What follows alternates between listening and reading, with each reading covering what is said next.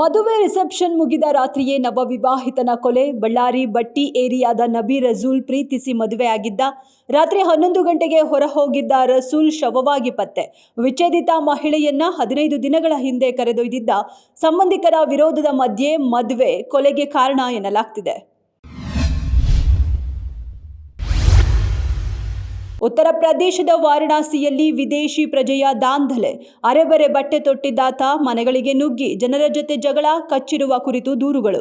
ಮಾದಕ ವಸ್ತು ಪ್ರಭಾವದಿಂದ ಈ ರೀತಿ ಮಾಡಿರಬಹುದು ಎಂದು ಹೇಳಲಾಗಿದೆ.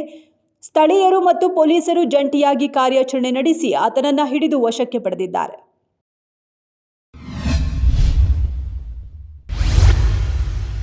ಸಂಸತ್ತಿನ ಮಳೆಗಾಲದ ಅಧಿವೇಶನ ಜುಲೈ 20ರಿಂದ ಆರಂಭ. ತೆರಿಗೆ, ಎಂಎಸ್ಎಂಇ ಸುಧಾರಣೆ ಸೇರಿ 5 ಹೊಸ ಮಸೂದೆಗಳನ್ನು ಸರ್ಕಾರ ಮಂಡಿಸಲಿದೆ. ನಿರುದ್ಯೋಗ, ಬೆಲೆ ಏರಿಕೆ, ನೀಟ್ ಅಕ್ರಮಗಳ ವಿರುದ್ಧ ವಿರೋಧ ಪಕ್ಷಗಳು ಪ್ರಬಲ ಹೋರಾಟಕ್ಕೆ ಸಿದ್ಧವಾಗಿದೆ. ಅಧಿವೇಶನದಲ್ಲಿ ಒಂದು ರಾಷ್ಟ್ರ ಒಂದು ಚುನಾವಣೆ ಮತ್ತು ಕ್ಷೇತ್ರ ಪುನರ್ವಿಂಗಡಣೆ ಕುರಿತು ಚರ್ಚೆಯ ಸಾಧ್ಯತೆ. ತೀವ್ರ ರಾಜಕೀಯ ಸಮರಕ್ಕೆ ವೇದಿಕೆ ಸಿದ್ಧ. ನಿರೀಕ್ಷಿತ ಆದಾಯ ಬಾರದ ಹಿನ್ನೆಲೆಯಲ್ಲಿ ಕೆಕೆಆರ್ಟಿಸಿ ವಿಭಾಗ ಅಂತಾರಾಜ್ಯ ಬಸ್ ಸೇವೆ ಸ್ಥಗಿತ.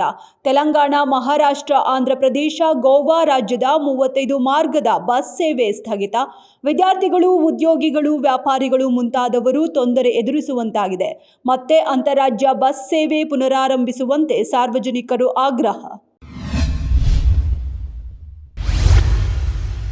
ಜಿಬಿಎ ಚುನಾವಣೆ ಪ್ರಕ್ರಿಯೆಯನ್ನು ಆಗಸ್ಟ್ 31ರೊಳಗೆ ಪೂರ್ಣಗೊಳಿಸಬೇಕು ಎಂದು ಸುಪ್ರೀಂ ಕೋರ್ಟ್ ಗಡುವು ನೀಡಿತ್ತು.